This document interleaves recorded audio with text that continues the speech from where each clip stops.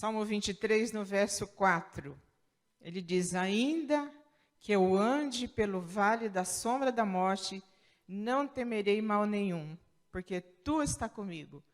Esse é o meu versículo preferido da Bíblia, sempre foi, desde quando eu conheci a Bíblia, desde quando eu conheci Jesus.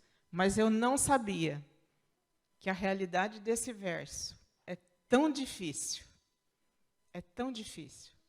Só quem anda e quem está andando pelo vale da sombra da morte, seja qual for o seu problema, sabe quanto que é difícil acreditar que o Senhor vai estar com a gente cada passo que você der.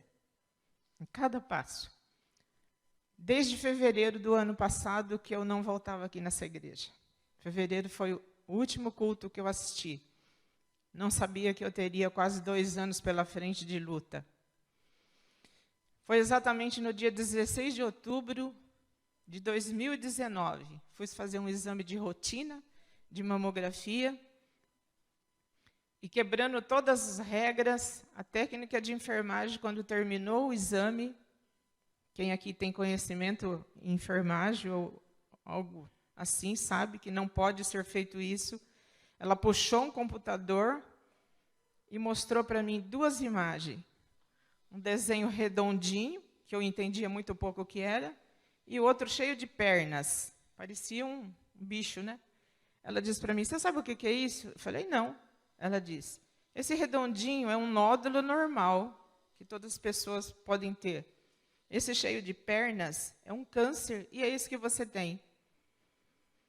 Eu estava sozinha, ela não sabia os meus problemas emocionais quais eram, e ela disse isso para mim: você volte aqui daqui 2 dias, eu vou adiantar o seu exame, e você vai imediatamente para a sua médica, porque é muito sério.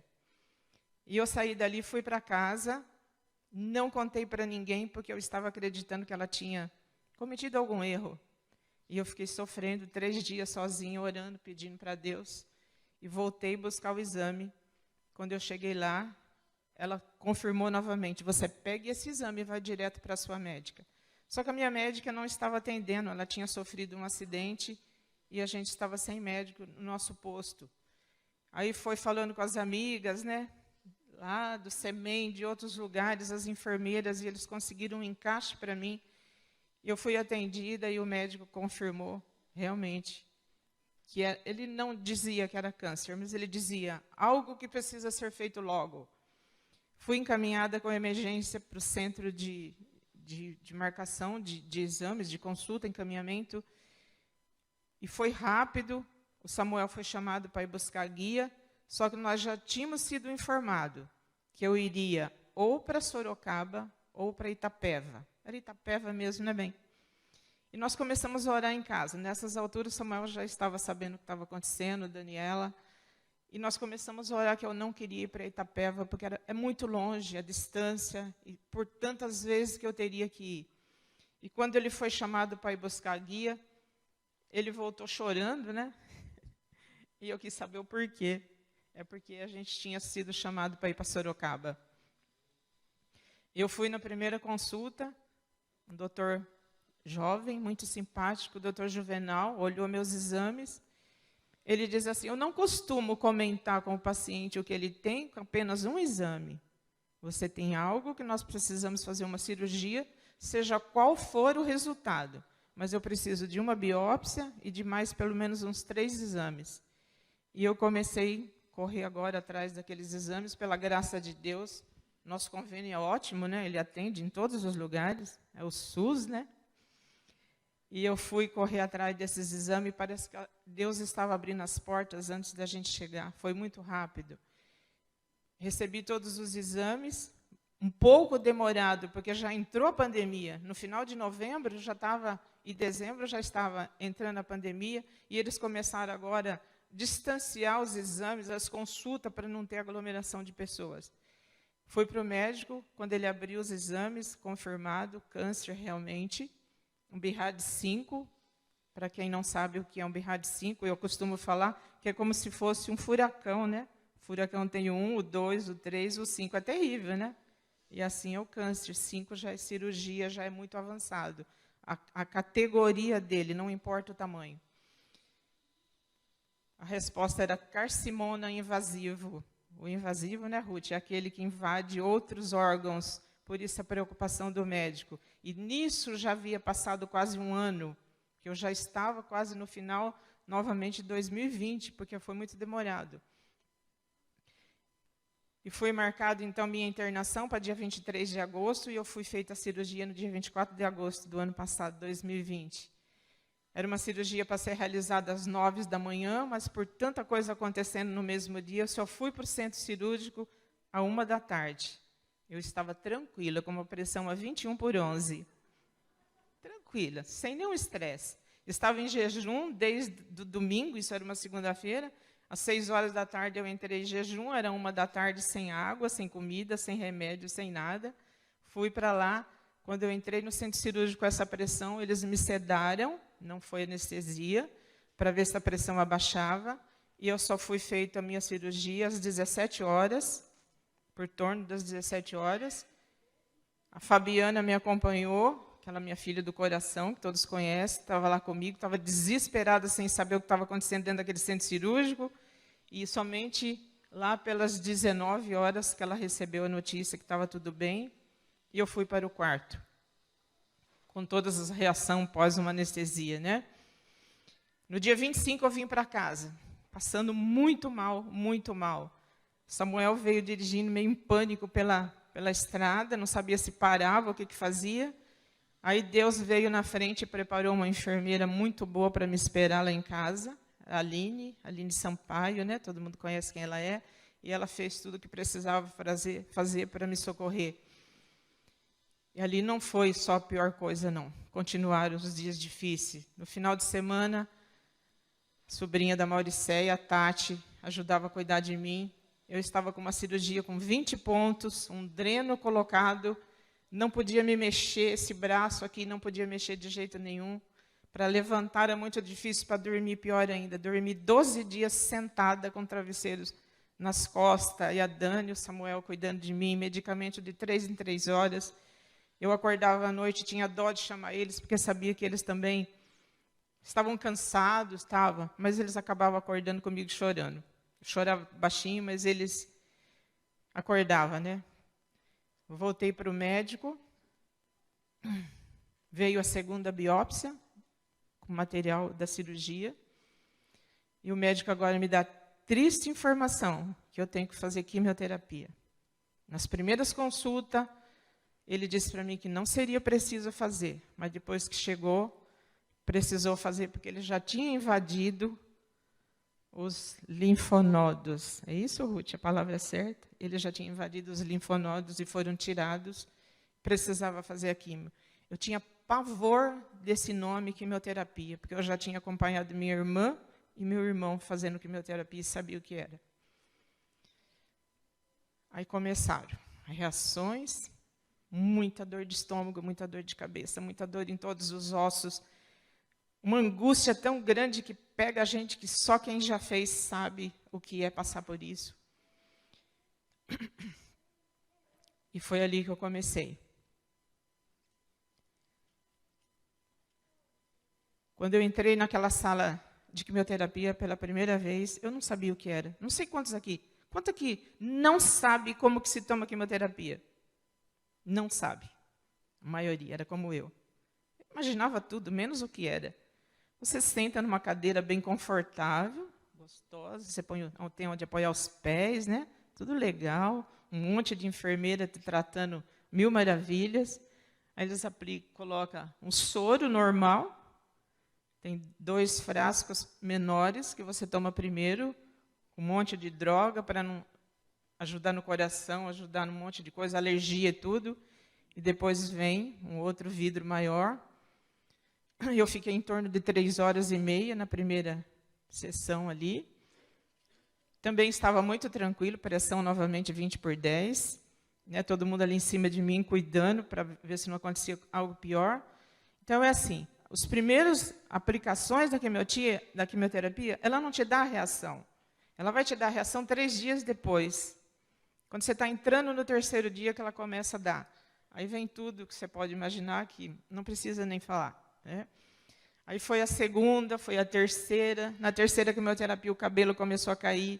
Minha médica falava para mim, corta o cabelo, seu cabelo vai cair, você vai ficar desesperada. Eu estava com ele bem comprido. E eu segurando. Aí eu falei, não, deixa eu cortar um pouquinho. Aí cortei um pouquinho, cortei mais um pouquinho. Aí ela disse, vai cair, tá? Aí quando eu passei a mão, senti o cabelo começou a cair. Aí eu chamei nossa amiga, que mora aqui nessa rua, ela foi lá, acabou de cortar para mim. E nós continuamos. Começa a nascer as feridas na boca, na garganta, nas mãos, nas pernas. E minha voz começou a mudar. O Samuel falava que não entendia o que eu falava, porque era muita ferida na boca. Alimentação muito difícil de comer. Aí começou a aparecer as alergias. Trocou medicamento, deu medicamento para alergia, não resolvia. Eu ia ficando pior, sangrava o nariz. E aí vai um monte de coisa. Até que eu fiz as 10 quimioterapia. Eu tinha que fazer mais. Mas eu comecei com uma alergia muito forte. As minhas veias não aguentavam mais aplicar nada. A médica chegou em mim e disse para mim, você me desculpa, mas eu não sei mais o que eu te dar. Suas alergias estão além daquilo que eu conheço. Eu tenho que te mandar para uma dermatologista. Aí eu vim para a dermatologista, para Tatuí. Em 2 dias, o centro SEMEN conseguiu para mim uma consulta com a doutora Thais. Eu fui. Quando eu entrei no consultório, ela disse para mim, você está fazendo químio? Falei, estou. Estava de touquinha, né? Os braços todos vermelhos. Ela disse, eu já sei o que você tem. Eu olhei assim para a Dani comigo. Falei, ok, vamos confiar. Ela disse, você está com fotossensibilidade. Essa palavra era desconhecida para mim, não sabia o que era isso. Ela diz assim, eu tratei da minha vozinha quando estava fazendo químio, ela ficou igual a você. Aí eu fiquei mais contente, né? Ela sabia o que estava falando realmente. Ela disse para mim, você vai ficar 15 dias fechado no quarto escuro. Não pode ter a luz nem de um celular. Tudo escuro. Se tiver claridade da janela, pede para botar plástico preto lá e só sai de lá à noite ou de manhã. Foi os 15 dias mais longos da minha vida e o sol saía às 6 da manhã e só entrava às 7.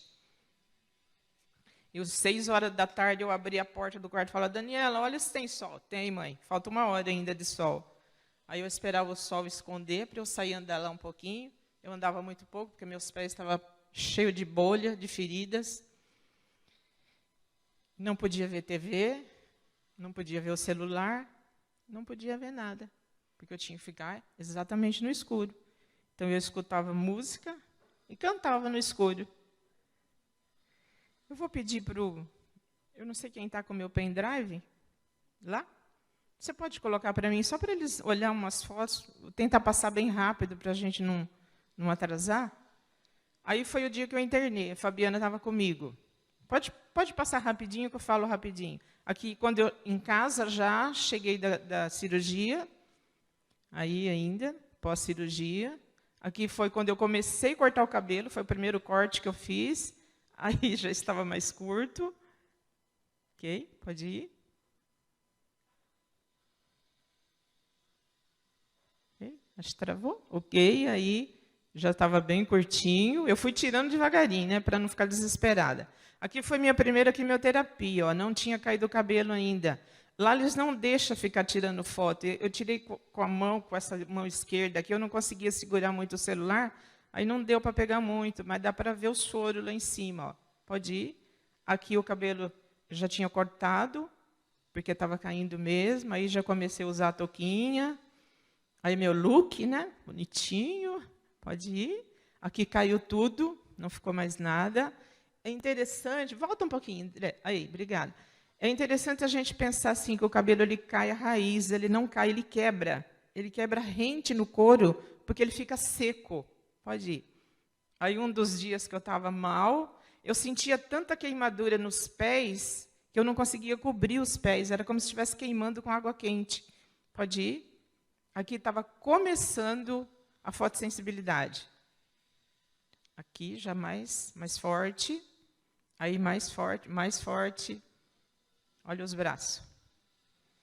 Queimava como se fosse queimadura mesmo de água quente. Ok? O pé. Olha o pé. Não conseguia andar. Aquilo ali é tudo bolha com água dentro. Parecia água fervendo. Pode ir? Aqui já estava melhorando, ó, que foi depois dos 15 dias. Ok? Ele já estava bem, né? Aqui eu já estava mais feliz, estava o rosto muito inchado. Pode ir? Aqui é o setor de quimioterapia. Eu tirei uma foto um pouco de longe também. Pode ir? Minhas enfermeiras, eu chamo de meus anjos da guarda. As duas primeiras aqui do lado direito são as enfermeiras padrão e as outras são técnicas de enfermagem. Ok? Ok. Então, rapidinho essa parte aí. 15 dias após a médica me liberou, só que ela cancelou as quimioterapias, ela não queria que eu continuasse fazendo, mas eu precisava da resposta da minha médica. E eu comecei a orar, Senhor, coloca na boca daquela médica o que eu estou pedindo para o Senhor. Ela tem que falar para mim o que eu quero ouvir. E eu voltei, e a Daniela explicou para ela tudo o que estava acontecendo comigo, e ela resolveu cancelar as duas que faltavam, chamadas quimioterapia branca, e passamos para as vermelhas. Eu tinha que fazer mais 4, que são mais fortes. E eu fui para a quimio vermelha no dia 15 de fevereiro. A reação foi pior. Eu não estava aguentando mais. Passei muito mal, muita falta de ar, muita dor. Tudo que podia sentir. E ali eu desisti de viver. Eu comecei a pedir para Deus que eu queria ir embora. Eu não conseguia olhar para a Daniela e para o Samuel e ver que eles estavam sofrendo junto comigo. Minhas irmãs ligando para mim, que não podiam vir me ajudar nem me ver. E ali eu comecei a pedir, Senhor, me leva embora. Não tenho mais o que fazer aqui nessa terra, a minha missão eu já cumpri, eu quero ir embora mesmo.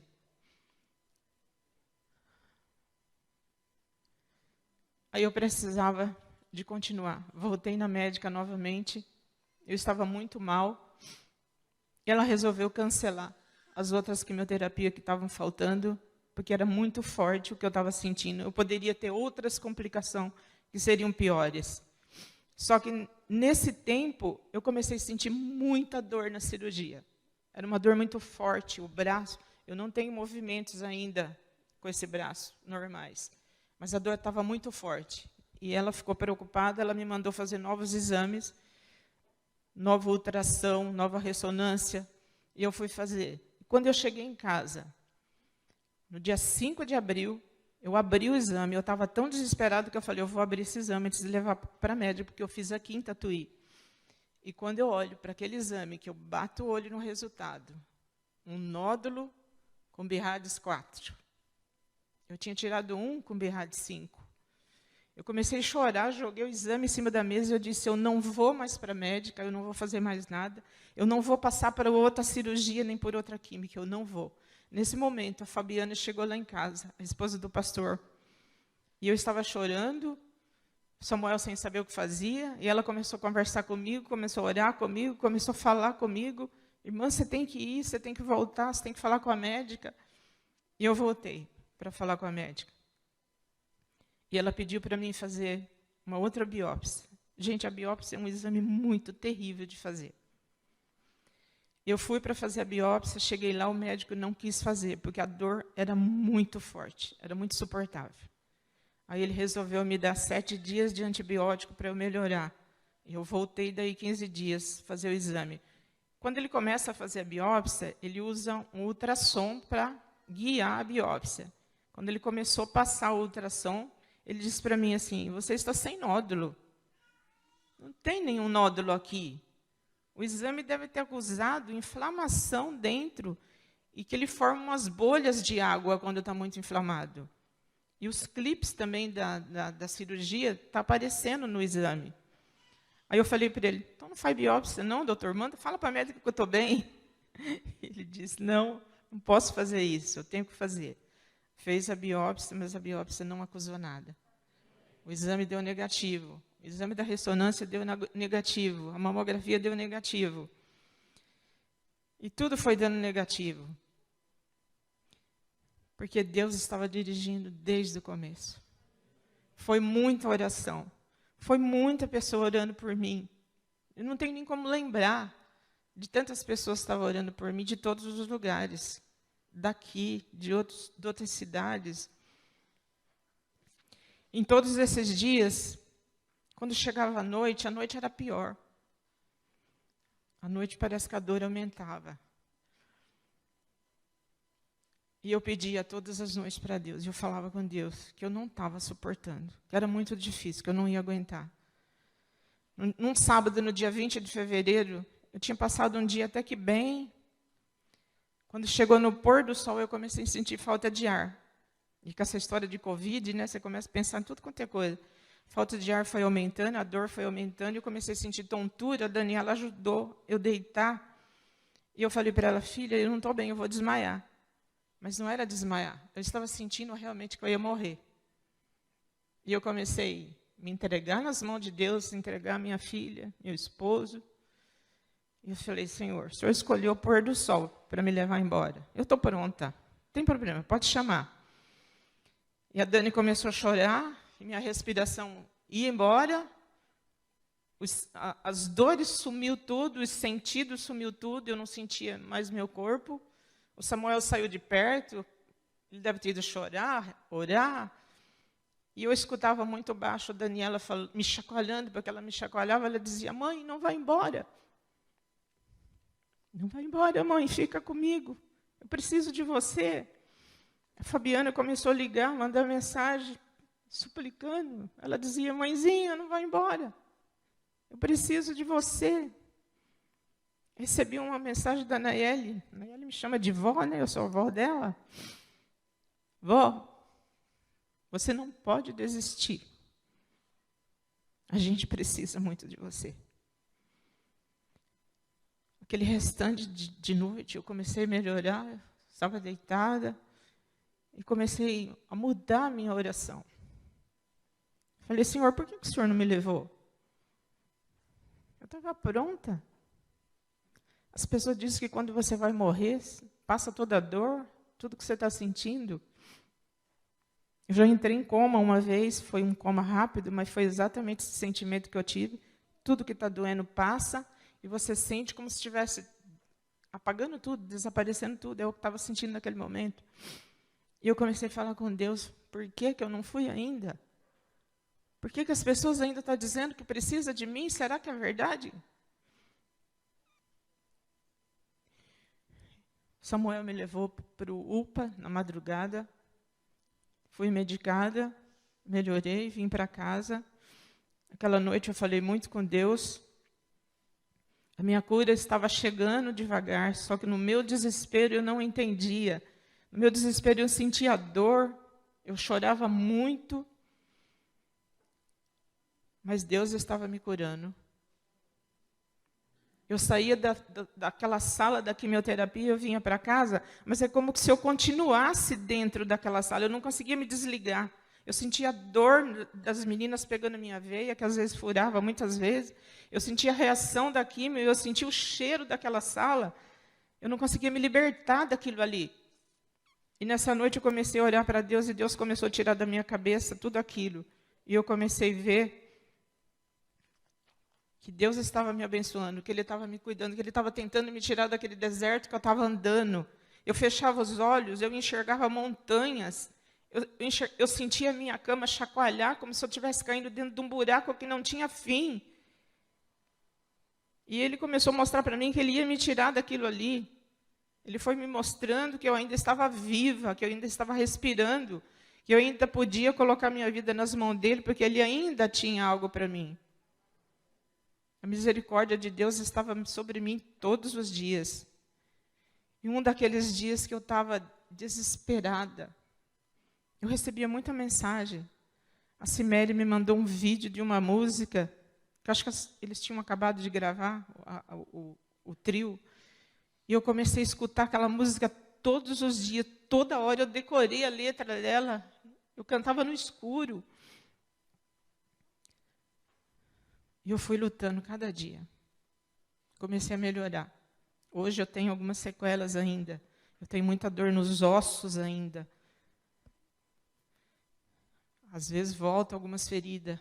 A gente sabe que o câncer é cruel, que após 4 anos ele pode voltar. Muita gente estava curada do câncer, depois voltou, retornou. Eu não quero pensar nisso. Eu só quero pensar que eu estou na mão de Deus, que eu me coloquei nas mãos dEle. E se realmente eu tenho uma missão ainda nessa terra, eu sei que Ele vai me curar. Eu quero voltar a fazer meus encontros de casais, meus encontros de família. Eu quero dar estudo bíblico. Faz 2 anos que eu não dou estudo bíblico, eu quero voltar. Quero ajudar a resgatar essas pessoas que estão aí longe, achando que esse mundo está demorando muito ainda, mas não está. Olha, tanta pandemia, tanta coisa que está acontecendo, quantos irmãos indo embora. Eu falo para nossas irmãs, Deus está chamando os que estão preparados. Não chore por quem está indo embora, console aqueles que estão ficando. Deus está levando. Naqueles dias que eu passei naquele hospital, eu distribuí muitos livros lá. Eu conversava com as enfermeiras. Eu sentava na cadeira, mas eu não dormia. Eu ficava acordada. E eu ficava falando com elas, eu ficava conversando com elas. Elas falavam para mim, Dona Carmen, a senhora está sentindo dor, a gente sabe, você está sentindo mal, mas você não se entrega. Você está falando com a gente, você está dando mensagem, você está falando palavra de conforto. Eu orava por elas, elas faziam um pedido para mim de oração. E eu agradeço a Deus por ter passado por lá, porque quem sabe foi a única mensagem que elas iam ouvir. Às vezes eu chorava na sala, às vezes a gente trocava receita de pão, de bolo. Elas diziam, você está forte, você está bem. A última quimioterapia que eu fiz, que a Dani foi comigo, uma enfermeira falou assim para mim, eu tenho vontade de pegar sua mãe e botar ela dentro de um potinho. Acho que ela queria que eu ficasse lá dentro de um potinho, mas eu não queria não. Quantas pessoas estão sofrendo por esses dias? Perdendo seus entes queridos, seus pais, seus filhos, os amigos. Tudo é muito duro. O sofrimento, quando ele é prolongado, ele acaba com a gente. Eu fico lembrando do irmão Serquetano, quantos anos que ele está sofrendo. Quantos estão sofrendo com os pais idosos, com problema, com dengue, com covid, com demência, com Alzheimer, com tanta enfermidade que está sobre essa terra. Se você não segurar nas mãos de Deus, você não vai caminhar nenhum passo. Eu tenho pedido para Deus, me ajude a vencer um dia de cada vez. Me ajude a dar um passo de cada vez, porque às vezes o dia se torna longo. Não desista, pergunta para Deus se você ainda tem uma missão aqui. Louve o Senhor, mesmo que você esteja chorando, mesmo que você esteja de luto, mesmo que você esteja no hospital. Ajude alguém nessa caminhada, pegue um telefone, ligue, mande uma mensagem. Sabe, era confortante quando as esposas dos anciãos chegavam lá em casa, orava comigo. Às vezes eles entravam só ali na varanda, não queriam nem entrar para dentro. Me levava uma flor, um bilhete, um bolo, seja o que for. Mas você saber que uma igreja está orando por você, isso te ajuda, te segura. Eu só suportei tudo isso porque eu sabia que a minha igreja estava orando por mim. Os pastores de outros lugares, ancião, pastor Vinícius e pastor Mateus, me visitou um dia que eu estava muito, muito ruim. Eles me ungiram lá em casa. Oraram por mim o tempo todo. Minha família, minhas irmãs, meus irmãos, sobrinhos, primos me ligavam. Tia, não posso ir aí, tia, mas a gente está aqui em oração. Meu grupo de mães em oração, que a gente ora todos os dias às 3 horas da tarde. Foi muito bom saber. As minhas vizinhas lá de casa, que perguntavam toda hora, você quer comida, você quer sopa, você quer isso? Eu dizia, não, não quero, não quero, não quero. Era a única coisa que eu sabia dizer, não quero. Porque parecia que não passava na garganta. Foi muita gente me ajudando. Mas teve 2 pessoas que sofreu ali comigo cada minuto. Foi a Dani. Não sei de onde que ela tirou tanta coragem, mas ela aprendeu a fazer curativo, ela aprendeu a me dar banho, me dar comida na boca, remédio de 3 em 3 horas, ela não dormia. Teve um dia que o Samuel escutou eu chorando dentro do banheiro, ele disse para mim, você está mal de novo? Disse, não, eu consegui enxugar o pé. Consegui enxugar o pé sozinha, por isso que eu estou chorando. Samuel, que no dia 21 de abril de 85, disse para Deus que ia ficar junto comigo na doença, na saúde, na alegria, na tristeza, e ficou. Ficou até hoje. Chora, sorria, canta. Está aí firme. Foi difícil, mas nós estamos vencendo, mesmo tendo algumas sequelas ainda. A sua dor é tão forte que ninguém conhece ela. Só você. Tem uma frase que diz assim, a maior dor do mundo é aquela que eu passei. Porque você não conhece a do outro. Você conhece a sua. Você pode chorar com a pessoa, você pode orar com a pessoa, mas a dor dela, só ela sente. E teve alguém que sentiu uma dor muito mais forte do que a minha ou da sua. Foi Jesus, quando ele estava lá na cruz. Ele tinha pregos nas mãos, coroa na cabeça, espinhos. Mas a dor maior que ele sentiu ali foi a nossa dor. Aquela cruz ele sentiu a dor de Adão e Eva quando eles perderam o seu primeiro filho. Naquela cruz estava a dor de Jó, quando ele esteve com aquelas feridas, quando ele perdeu os filhos, todos os seus bens. Quando eu estava com aquelas feridas, eu lembrei muito de Jó, que eu não podia coçar, eu não podia passar nem a mão em cima. Eu lembrei a dor que ele devia ter sentido. E Jesus sentiu também lá. Naquela cruz estava a dor de nossos irmãos internados no hospital, que não pode receber nem visita. Aqueles que estão morrendo, que não pode ter nenhum funeral. Aquelas famílias que estão lutando com tantas enfermidades difíceis, que está agora. A dor grande que a família Castilho passou nesses últimos dias, se despedindo da Mara, que a gente amava tanto. A enfermidade da Lina, que quase não resistiu, mas está aí de volta, chegou ontem, graças a Deus. Está fraquinha ainda, está precisando de muita oração. Mas minha irmã Lina, eu sei que você está me vendo, não desista, escuta como eu escutei o que os outros me falavam. Não desista, nossa missão aqui não acabou ainda. Vamos unir nossas forças, nossas orações para trabalhar para Deus, para resgatar aqueles que estão longe do caminho do Senhor. Foi lá naquela cruz que Jesus suportou a maior dor de todos os tempos. Ele te entende porque ele passou ali. Às vezes Deus fica em silêncio, a gente não sabe por quê.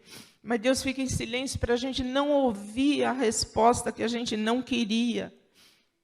Às vezes não é o que eu quero, o que eu estou pedindo, que Deus vai me responder, então ele fica em silêncio. Assim como ele ficou em silêncio quando Jesus estava na cruz. Porque o que ele ia responder para o seu filho era, meu filho, você vai morrer agora, porque o peso do pecado está sobre você. Então Deus muitas vezes fica em silêncio.